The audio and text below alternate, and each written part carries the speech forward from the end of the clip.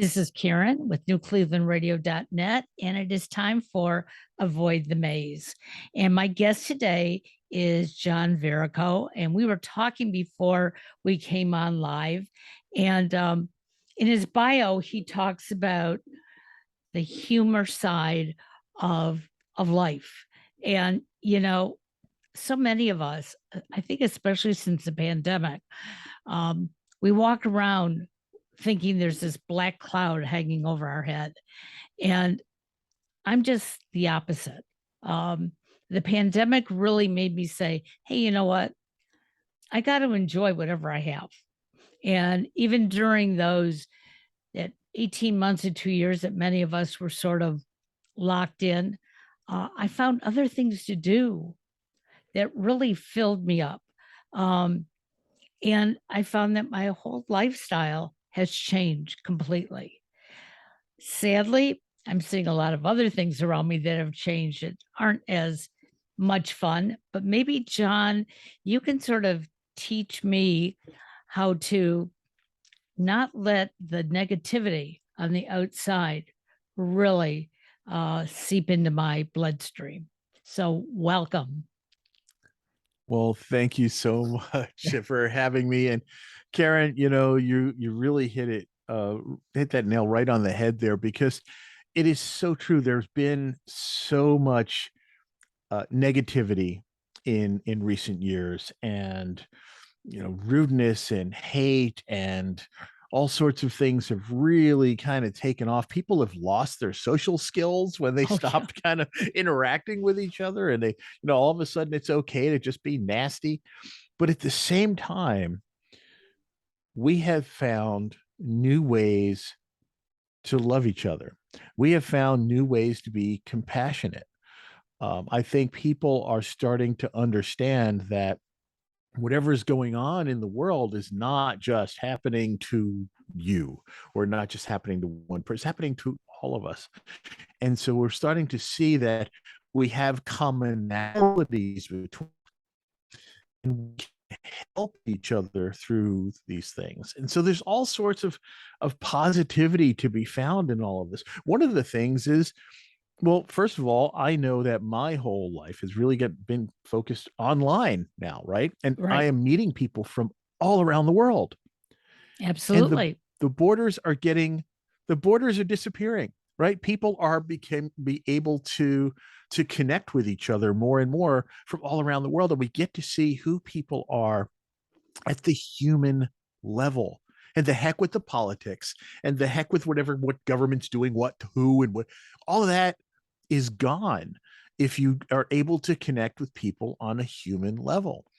And so that is what it's always been my inspiration, is being able to connect with people, at the baseline, Sure. but also finding that, there are so many things that, I mean, yeah, there's a lot of negativity, but at the same time, there's so many positive things that you can find to latch onto. And so many of those things are things that we can laugh about together. Oh, absolutely. On the weekends, I am an IT rep in teaching sales skills in a big box store. And I don't know what it's like in your area, Pennsylvania, but not that many people are coming out and shopping anymore, at least not like it used to be. And these young individuals that I'm working with, and most of them are somewhere between the ages of 19 and 25, I have found them to be the most respectful, genuine individuals. Um, I am old enough probably to be most of their grandmothers, at least their mother, and they treat me I was going to as say, not grandmother. No. well. At 72, I could be their grandmother. So, You are um, not. yes, I am, and very proud of it. I didn't even think you were anywhere near my age, and I'm 63. See, uh, no, my parents taught me one thing. Okay, don't hide your age, and don't go for all the cosmetic stuff that's going to make you look younger. Just do you, and that's what I do. Well, you know what? you do well because you got really good genes and you're very, very young looking. Well, A thank lot of you. people don't think I'm in my 60s, and it's because No, I've got, I no. don't know if this is going to be a video or not, if this Well, is just audio, but I mean I've got a pretty thick yeah. head of hair. Yep. It's all still black, and when I went to my my 40 high school reunion, there was probably more hair on my head than there was collectively in the room I amongst the could males. believe it. Yep. And I had three people ask me if I was wearing a rug, but those were the genes. I just got good genes from my father. Those were Yeah. that's what my inheritance was from dad. I've got a good head of hair and high cholesterol. Oh, So I'm like, well, okay, thanks, Dad. yeah. I could have used a little cash because I could have bought a rug. And But yeah, you when you say don't hide your age, and yet you're doing it, but unintentionally because the genes are doing it for you. So absolutely. But what I'm finding is that these young individuals, um, they're eager to be friendly. And I think before the pandemic, many of us were looking at these young people, millennials, and we just thought they were all lazy and worthless and no vision. But what I'm hearing from them is, privileged and entitled, don't forget those. oh, yeah, exactly. And I hear so many of them saying, look at, I could follow in my father's footsteps. I, could get that college degree. I could be an accountant. I could be a doctor. I could be all these things. But you know what? That's drudgery. I don't have an interest. And when I ask them what they have an interest in, you'll be surprised it's not really gaming. Yeah, they like to game, but that is not their focus. Many of them just want to find a niche where they can be comfortable. They aren't looking for that six-figure job that I know my generation grew up looking for. It was like, oh, I'm going to graduate high school. I'm going to go to college, and, I'm going to get this job and I'm going to make so much money that I'm going to retire and, just travel the world. Reality of it is that works for some people, but not for others. And what, go You ahead. are dead on there too. And so, I have found there's so many folks, especially in our generation, that will, we were taught to wait for the good stuff, right? So I can't wait till I graduate. I can't wait till I get this job. I can't wait till I get that promotion. I can't wait till I get married. I can't wait till I have kids. Oh God, I can't wait for these kids to be out of the house. I can't wait to retire. And then I can be happy. Because then that's when I can do this other thing. Stop waiting. Why wait to be happy? Just do those things. There's so many people that I know who went through the whole grind of 30 years on the job, 40 years on the job, and they finally retired, and then they unfortunately they passed away before they got a chance to enjoy life. Right. So the whole thing is stop waiting for the next milestone. Work toward that milestone, yes.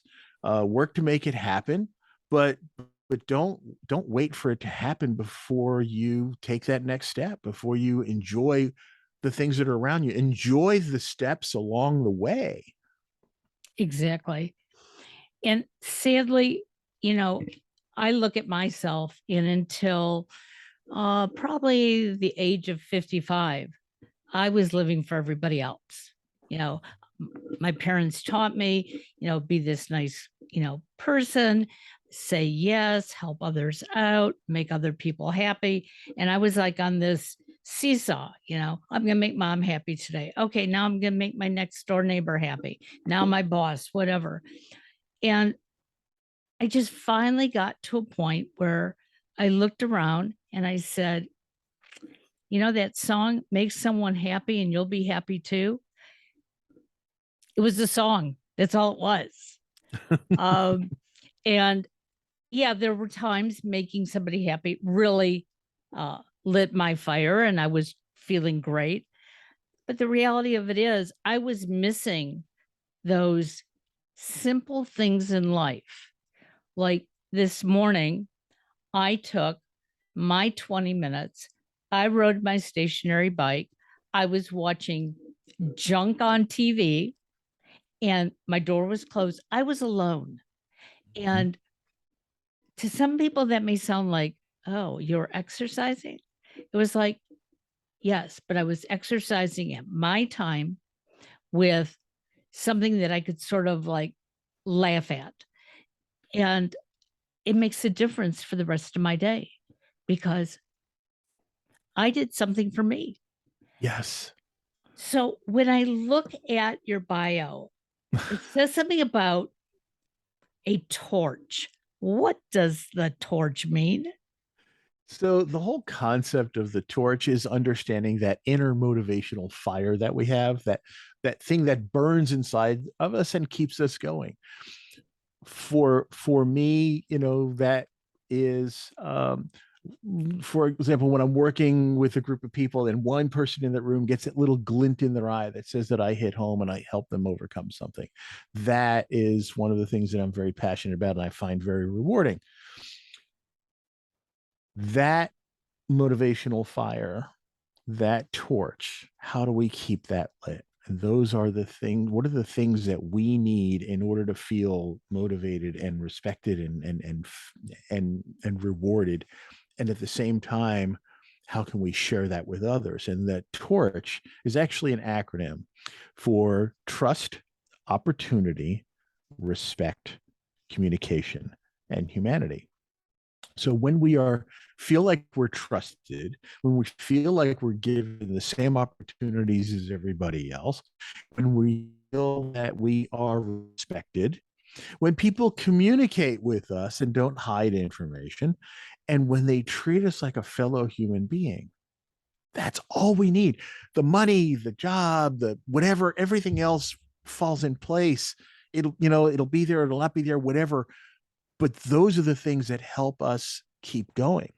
And if we treat others with those same things, if we trust them, if we give them opportunity, if we show them respect, we communicate with them and treat them with humanity, then their motivational fires will be going as well.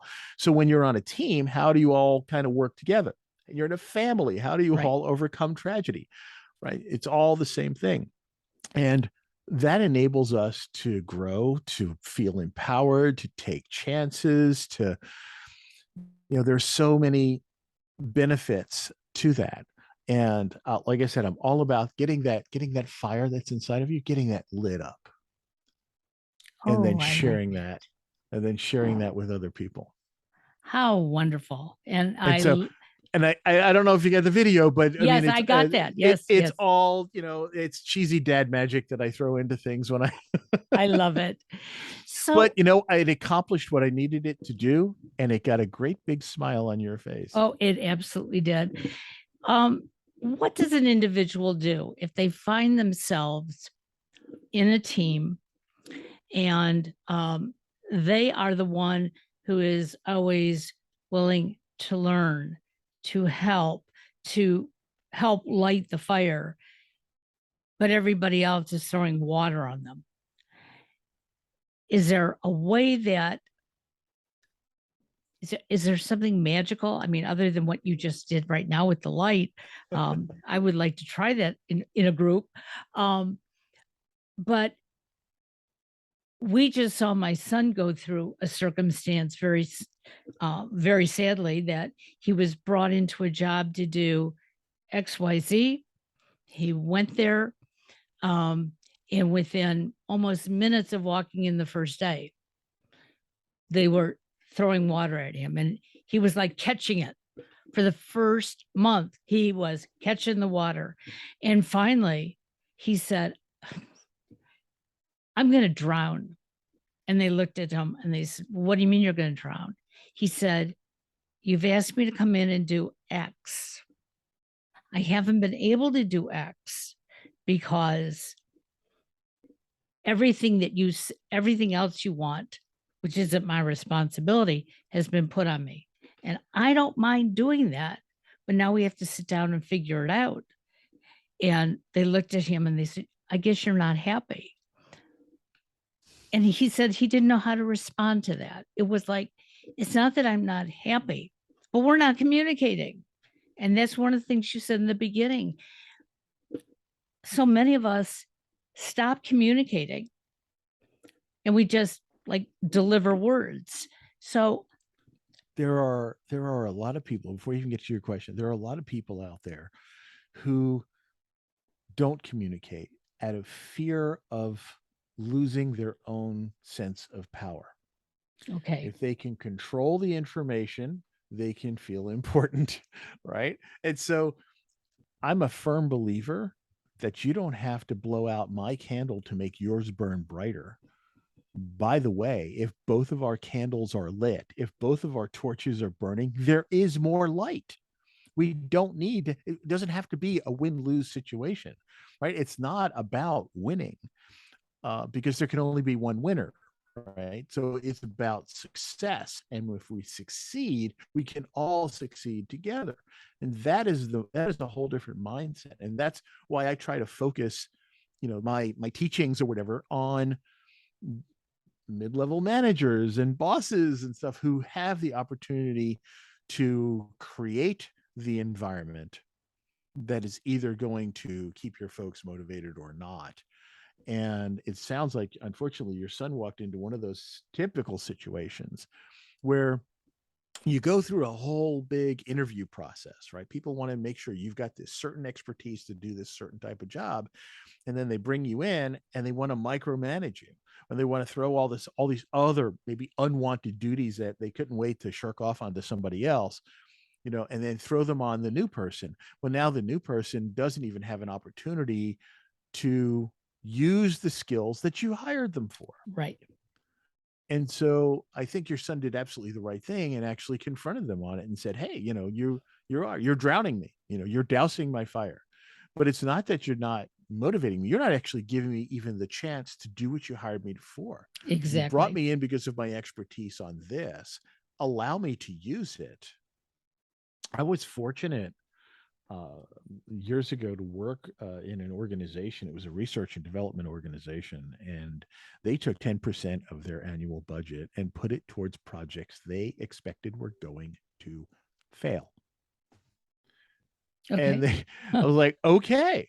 The rationale behind that was, if this thing succeeds, it's going to be a game changer. It'll be fantastic.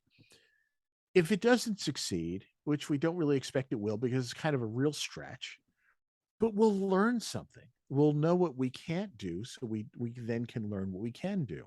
And incrementally, if we start from the top and work our way down, rather than starting from the bottom and working our way up, we're going to be much more further along. Absolutely. And so the people who worked in that environment felt empowered. They felt trusted. They were given the opportunity to fail.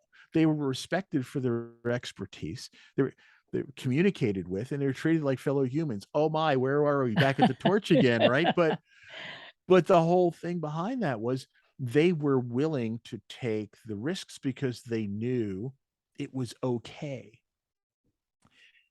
And the funny part about it is, they didn't just do, well, I'm just going to go ahead and try this because it's okay if I screw up. No, they actually were more diligent in the way they approached things. And they worked 10 times harder to try to get that success than if they were just working on a standard, R&D project. And so this is the kind of mindset that you see happen in really successful organizations, and in really happy people, and in people who are, just are good team members in any way, no matter what it is, whether it's on a sports team or even just, like I said earlier, in the family, right? You always get that one Debbie Downer somewhere in the family, right? With me, it was Aunt Josie, my great Aunt Josie, God bless her heart, everything was a nightmare. She was afraid of her own shadow. She wouldn't even go out of the house half the time. Oh. And so, when you talked about all these great things happening in your life, were you sure you want to do that? That's dangerous. You can't get hurt that way. Oh my goodness. Aunt Josie, please, try something. Well, and when I was in corporate America in the beginning, I had some wonderful senior management, because senior management would not only ask us what we wanted to do. We took assessments that helped us understand our strengths and weaknesses. Yeah. And Mhm. we were encouraged, not that you have to go out and fix that weakness, but if you work on this strength, okay, you know what? That weakness is going to move up the chain. And in the beginning, my first reaction was that can't happen. You got to work on this thing at the bottom and get it up. And uh, I was quite surprised after a 3-month project that I was on. Um, the things I thought I was weak in, I really wasn't. The areas that I was strong in, yes, I was still strong in. That didn't change. But those weaknesses started getting closer to my strengths. And I have since learned, especially since going out on my own, that I'll start out my day and I'll know exactly what I'm looking forward to today. I know I want to do my shows, but that PR work, I just don't want to do it today. And I'll turn it around and say, okay, we're going to get up a little bit earlier. We're going to put your energy that you have early in the morning into something that, you don't think you want to do. And I will tell you that most days I am still working on that PR, but in a good way. And then I look at my clock and it's like, I have a show. Oh my, it's like I was looking forward to my shows, but I want to go back and do my PR work. And so I think if we can all find that inner strength that we really have and not be convinced by other people that we can't do certain things. And that's where my angst about social media and PR came in, because my father, my brothers are phenomenal writers. I have one who is a songwriter and producer. I have one who loves to write blogs, and he writes things about Scrabble. So he's always talking about words and has a bag full of words. And my father, you know, wrote poetry and gave it away because he felt honored that other people wanted it. But I was told I couldn't write. And the first thing I wrote was after my father passed away. And my brothers looked at me and they said, "Where have you been?" So, but I still get those old tapes playing. And I think many of us do.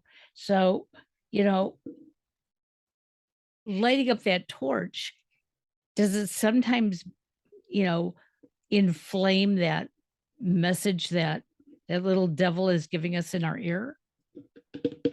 We all have these inner voices. Uh, here's the thing. I tell you a little bit about my background. Okay. I was a very undersized kid in high school. I was 5'3", weighed 110 pounds when I graduated high school at the age of 18. I was the little punk in school who got picked on and beat up by bullies all the time. I was an extrovert who was forced to be in an introvert's body because when I drew attention to myself, I just got beat up. And so there were a lot of things that I was told I couldn't do. And everybody made me feel like I couldn't do them. And especially if it was anything getting out. So I was the world's worst athlete. I was a terrible athlete. And when they said you can't play football, they were absolutely right. When they said you can't play basketball, they were pretty much right. Uh, and so what I did was I joined the wrestling team at less than 100 pounds. I was this little scrawny little nothing. And the coach basically, kind of, he did a forehead slap when I walked in. And he's like, "Really? You need to get in the weight room. I want you working out and pumping iron and building up some muscle. And I want you in there every day, at least an hour. You got to build something up, kid." And I said, "Okay." So I went into the weight room. And here's all these gorillas in there, on the bench presses. And I'm this little skinny guy. What am I going to do? Go over here? "Excuse me, it's my turn. Can I please use that bar? Just take the weights. Just give me the bar. I'll just play with." No, I mean, that wasn't really. So I sat on the only piece of equipment that nobody else used, and that was the leg press. Because everybody else was going for, pecs and arms and stuff. And so I sat on the leg press just because I had to do my obligatory hour in the weight room. Well, my legs got huge. I had these massive muscular legs. Here I'm weighing less than 100 pounds myself, and I am pumping the entire stack on the universal machine, which was 750 pounds. So I wound up with these massive Popeye legs, and I had olive oil's upper body. So I mean, it was great for getting attention from the girls. I tell you that. No, I wasn't very successful there. But I mean, it added to the goofy factor, and but the one thing was, when I got out there in the wrestling match, I got, beat quite often. Um, but my legs were so strong that I could get out from under all the time. And so I didn't have the upper body strength to pin someone, but my legs were so strong that I couldn't be pinned. So I lost a lot of matches in points. I won a couple, hardly any to even speak about. But, and they wound up calling me the mighty mosquito because I was small, I sucked, and I mostly got swatted, but I was unpinnable, and I found a claim to fame in there. And so that little bit of inspiration helped me, and you see in my bio, amongst all the various things that I did, and I tried a zillion different jobs throughout my career. Um, but at one point I was a disco dance instructor because this was the disco era. And so knowing that I could find a strength somewhere in the midst of all the things wrong with me, all the things people said I couldn't do. They said I couldn't dance. And I'm looking and I'm watching these people, on the dance floor. And I'm like, I got to be able to do that. So I watched, Soul Train and American Bandstand and all these shows. And I started, thinking about new moves and practicing moves. And I hung out with a guy who was really good looking. So when we went to the clubs, the girls would be attracted to him. Well, he'd dance with one, and there was always the hanger on friend, right? So, like, hey, want to dance with me? I'm the little nerdy guy, but there's nobody else left. So okay. So we get out on the dance floor, and then I can bust out my moves. And it was like, oh, hey, you can actually dance. So we find our strengths, whatever it is. And the whole thing is, don't let other people's beliefs in you change your belief in yourself. Absolutely. Because no matter what, there are all these voices, whether they're voices from your parents, your classmates, whoever it was, who told you you couldn't, who told you you could, whatever it was they told you, those little voices are in your head. But you have the opportunity to choose which voice you listen to. You And are, yeah, there's you're that so Native right. American proverb about the wolves, right? Each person has the two wolves inside of Right. them, right? You know this Yes. one, right? And one is all the bad, evil, horrible things and hatred, and the other is love and peace and compassion, and it's like, and these two wolves are constantly in fighting with each other and constantly in battling each other. And so, in Native American culture, and the little boy asked the grandfather, so if these wolves are constantly fighting, who wins? And the old chief says, it depends on which one you feed. And that's Absolutely. exactly it. We have the choice of which voices we choose to listen to. And the reality of it is, even though I said for many years, I didn't have a choice, when I finally recognized I had a choice, that's when I could look at life and say, okay, not everything's going to make me happy, but not everything has to make me sad either. Mm-hmm. And as we sort of talked about before we came online, that we always assume when something sad happens, for instance, a loved one passes away, that in order to look appropriate. We can't laugh, we can't smile, we can't tell those silly stories. And I remember the second person in my life who passed away was my grandmother, my mother's mother. I was 9 years old at the time. Um, and in the Jewish religion, when a person passes away, you sit what is called Shiva for 7 days. Yes. And I wasn't allowed to go to the funeral. But of course, our neighbor took me to the Shiva house afterwards. And I walked in, and all these people, and my mother and her sisters wearing black dresses, and and I saw them dabbing their eyes, and then the next thing I heard was some laughter. And I ran up to my mother and I said, somebody's laughing, they shouldn't laugh, grandma died. And she goes, come here, I want you to hear this story. And I don't even remember what it was, but I refused to laugh because I thought that was disrespectful and I had to be this, perfect kid. And the next day I was there again and I saw that my mother and her sisters weren't crying as much that day. And I thought, how terrible. And I remember asking my mother again, and she said, I'll cry when I need to. I loved my mother, but she wouldn't want me to be sad for the rest of my life. And exactly, I was young and impressionable. And then about 10 years later, my grandfather died. And I started telling the stories of my grandfather. And I just remember my mother coming and putting her arms around me and said, that's how you need to remember him. Yes. Keep those memories, not what just happened over the last couple of weeks. And, we forget those stories. We forget what we've learned. But I'm so grateful for that because, when my mother died 6 years ago, I spent the last 2.5 months with her. And a lot of silly things happened during those 2.5 months. And they weren't really my mother, but it was my mother. And so when I start to feel sad, I glance back at those times and realize, hey, I made it through.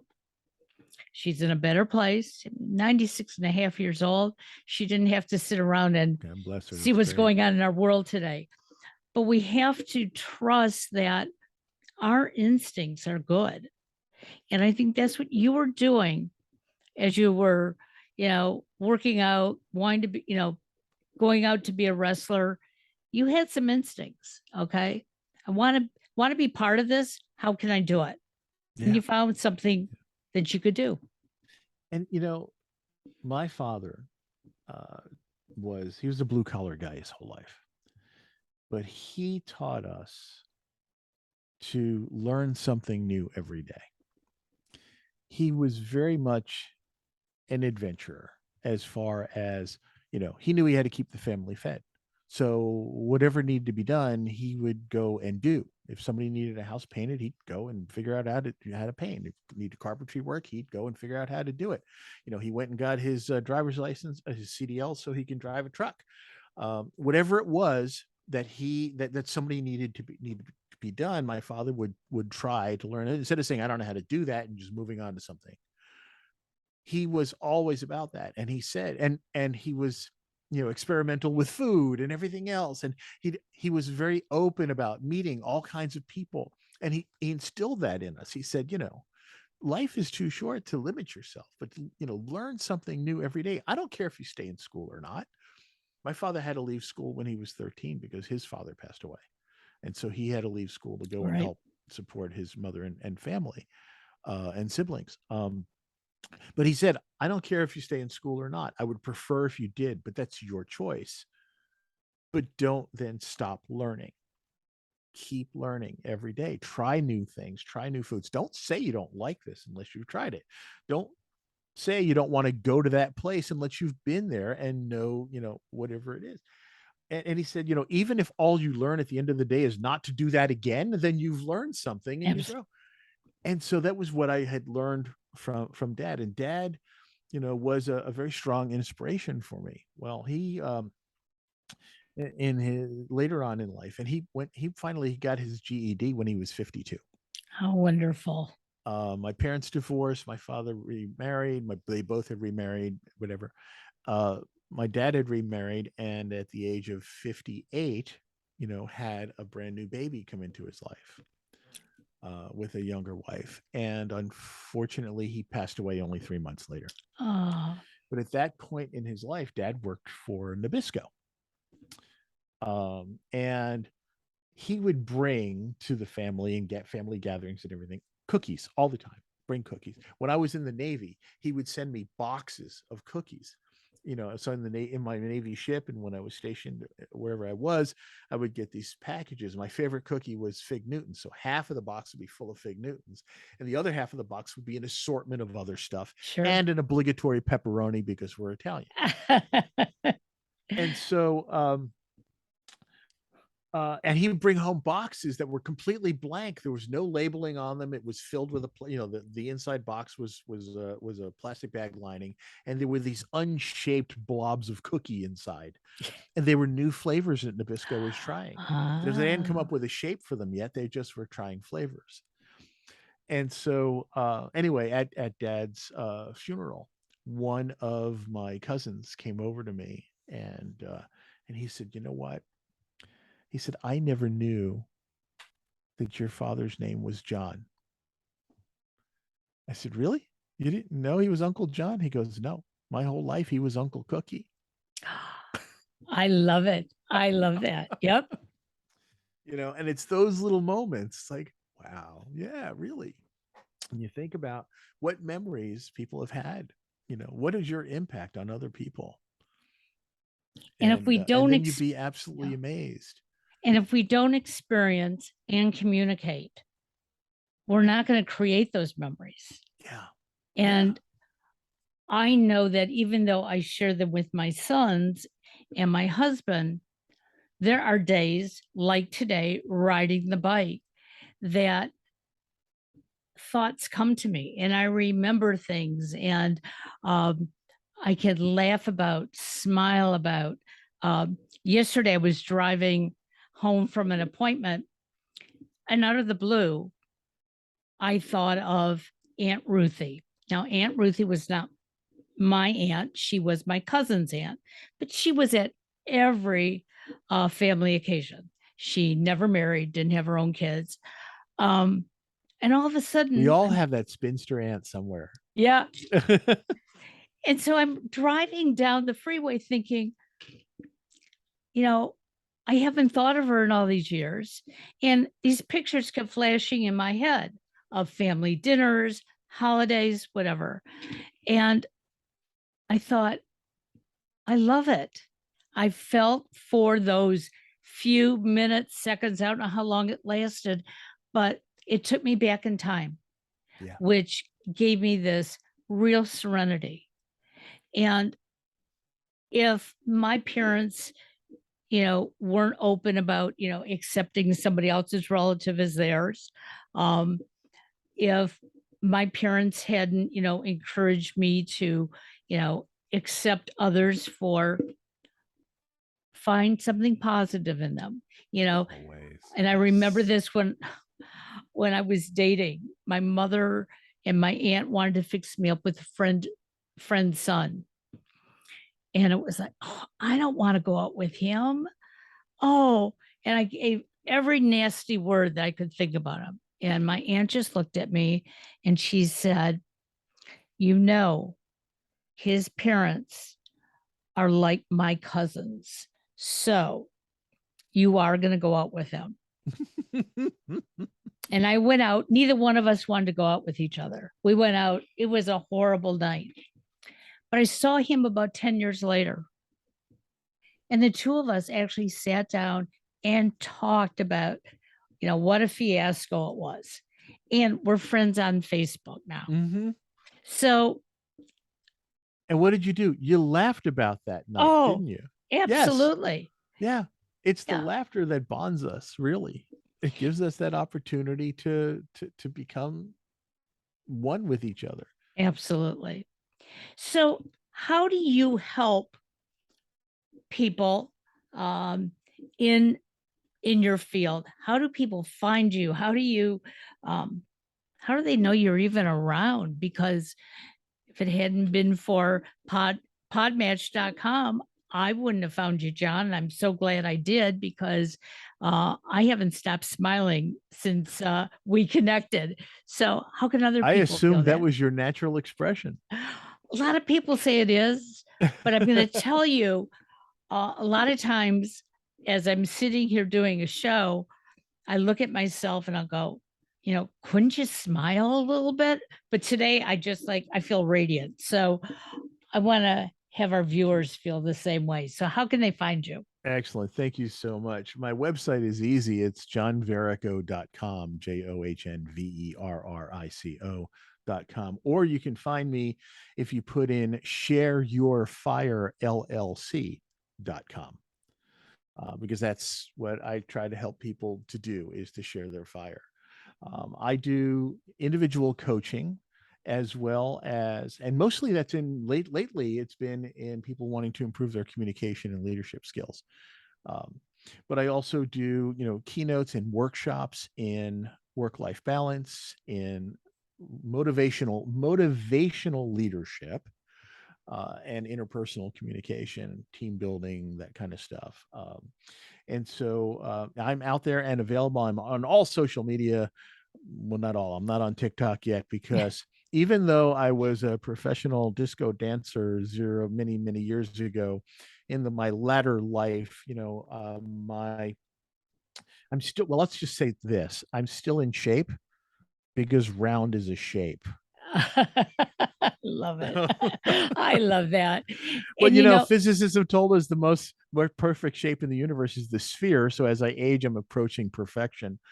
But anyway, but I'm on Twitter, Jay Verico, on Facebook, I'm John Verico Speaks, and on LinkedIn, John Verico, Instagram, John Verico. I'm all out there. Every month, I put out an inspirational calendar with little tips for each day, and then every day I put out a message that elaborates on that day's message. I Those love it. calendars are all on the website on my resources page, and they're all free. How wonderful. And I just have to tell you, when I read your bio again, um, knowing that you were in the military, I wasn't quite sure how this conversation was going to go. I am so delighted that you have knocked that chip off my shoulder, not to assume that everybody who has been a military individual is going to be stuffy.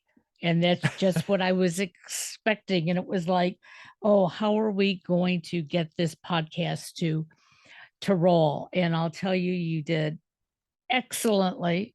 I can't wait to look at the calendars. I've been out to your website just glancing, haven't given a lot of energy, but now I got to go look at those calendars because, um, your motivation just might bring even a bigger smile to my face. And I appreciate it. Thank you so Have much. I mean, I have a couple of videos on YouTube as well, and so check those out. And I'm on SoundCloud, where you can listen to. I did a radio show a couple at the beginning of COVID, and so all 30 some odd episodes are there if you wanted to take a listen and hopefully get a laugh or maybe have a little cry. So there's lots of good stuff out there. But we're of the same ilk. Karen, we look for what we have in common with people rather than the differences between right. us. And that's the most important thing. And look for things that we can laugh at together. Well, they So say let's laugh laughter. together, Yeah, not laughing at each right. other, but laughing Well, with each other. well, they say laughter is the best medicine.